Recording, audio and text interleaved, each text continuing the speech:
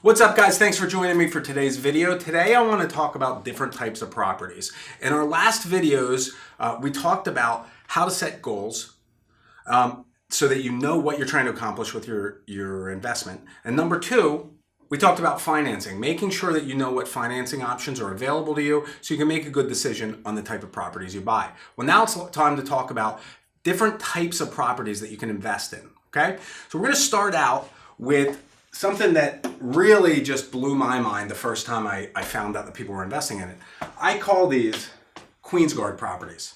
Now, you can think about this as, you think about the palace in London, right?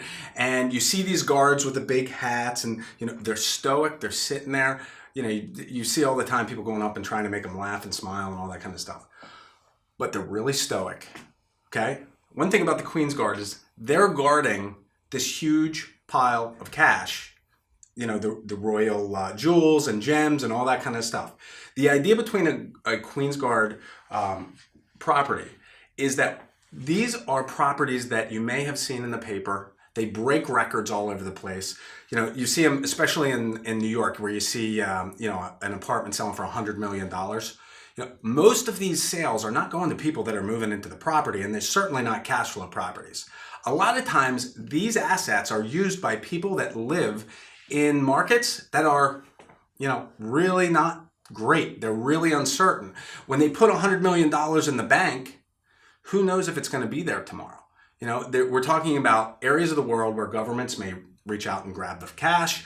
And so people are looking for a very solid place, a very stoic place to put large chunks of capital so that it's protected, so that the guards are watching at the door, right?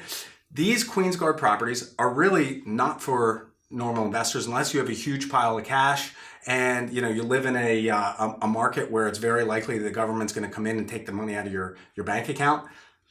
We don't offer those type of properties, but they are available out there. The whole goal here is to retain the money, is to make sure that it's sitting in a safe place where you're not going to have huge market fluctuation and where the asset is going to hold its value, okay?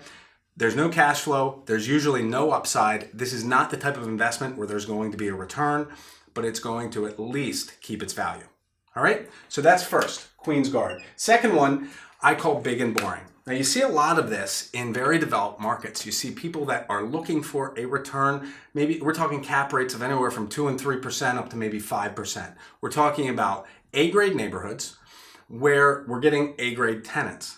But oftentimes when you're getting into a market like that, you're not getting the type of cash flow returns. Sometimes you're looking at a zero return on investment. That's not great, obviously. Big and boring are the properties where tenants are typically going to pay on time every month. They're going to maintain the property fairly well. These are going to be well-established areas, and ultimately they're going to be things that you can depend on that cash flow each and every month. Right now, we're in a market where interest rates are low, and if you can buy at a low enough number, you'll still get a return. It's just not going to be a great one. Big and boring deals are for investors that are a little bit more cautious. They want to get into a property. They're not looking into huge returns, but they've got, they're best purchased when the market is at its bottom in an A-grade neighborhood with the promise of appreciation over time. So that's big and boring. The next type of market that I want to look at is our developing markets. Developing markets are areas that are going through gentrification. Developing markets are neighborhoods. Traditionally, gentrification kind of starts and it goes through phases. It starts with the artists. They move into the area because it's cheap. They make it cool. From there, you've got students that move into the area following the cool area, and hey, it's still cheap. Well, at that point, things start to get momentum. Now the students graduate, they're young professionals. They want to live near their friends. It is a cool area, and it's still pretty inexpensive. So they move into the area, and they start bringing capital into the area. They start renting these properties and maybe buying these properties.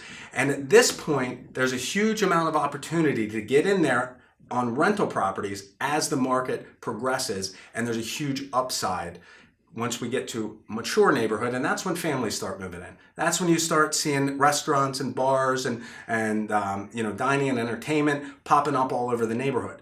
These are the type of neighborhoods where you can see anywhere from 2, 3, 4, 5 times your investment in a very short period of time if you get in at the right numbers and at the right time. Typically, cash flow in these developing markets is not great. You're looking at the same type of, returns that you might be looking at a big and boring on a cap rate, probably around the 5 to 7% range. But the big play here in these markets is as the neighborhood gets better, rents go up, values skyrocket. So now you have options to either refinance the property and pull money out, or just ride the wave and end up having an A-plus tenant and an A-plus neighborhood as time goes by. Okay. The fourth type of area I want to talk about, bread and butter. The bread and butter neighborhoods are areas where, you traditionally have rentals. These are not ghetto neighborhoods. These are not, huge cap rates. We're looking in these type of neighborhoods anywhere from an 8 to 12% cap rate. We're looking at areas that are going to cash flow, and the values of these properties are going to ebb and flow with the general market cycle. So when we're at the top, the values are going to be high. When we're at the bottom, the values are going to be lower. But there's a lot less movement in property values. They're a lot more slow and steady. These are also working class neighborhoods. So you are going to have some issues with tenants from time to time. But it's not going to be on a monthly basis. It's not going to be the kind of thing where you're going through and evicting the tenant every 6 months or something like that. These properties are typically 3 or 4 bedroom houses, 1, maybe 2 bathrooms, but they're the kind of thing that are going to appeal to the largest group of tenants with a larger, if done right, they're going to give you the best kind of returns. Okay. Here we got our bread and butter. Last, we have second to last, we have our paper tigers. Paper tigers, I did a video on this a couple months ago. People really like the idea of paper tigers, so I'm bringing it up again. Paper tigers are these things that on paper, they look phenomenal. In Philadelphia, we have quite a few neighborhoods like this, where if you look on paper, buy the property for $30,000, put $5,000 or $10,000 into it, and then get $900 a month rent. Man, that's phenomenal. That's a great return. The issue with these type of properties is that they only make sense on paper. Once you take them into the real world, we're getting into neighborhoods where the properties don't really have a ton of value.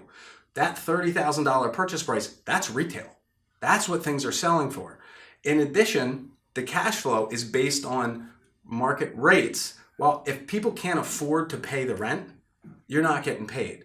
Evictions are higher, problems are higher. It's a much harder neighborhood to really make money on. So these paper tigers, though they look great on paper, you have to make sure that they are going to produce as promised, okay? Last but not least, we have speculation. I'm not even going to put this on the list here with investment properties.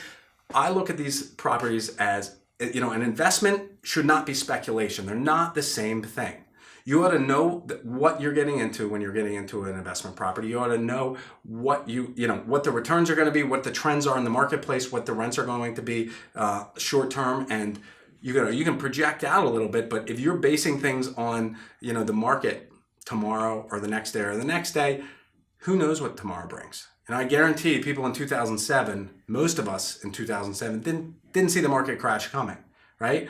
So if you're investing and you're investing in sound fundamentals, you're getting your financing set up, you're finding the type of properties that are going to meet your goals, and you're doing the things that you need to do. Speculation should not be a part of that game. So these are the 5 types of investments to keep in mind. Scratch out the speculation unless you've got, unless you're looking at like 2 or 3% of your portfolio, and this is, might be a home run swing and you can get it really cheap. Maybe then it makes sense. But focus on these 5 different areas and determine which type of investment property is going to be right for you. So that's it for today's video. Thanks so much for joining me. I'll look forward to talking to you again soon. Take care.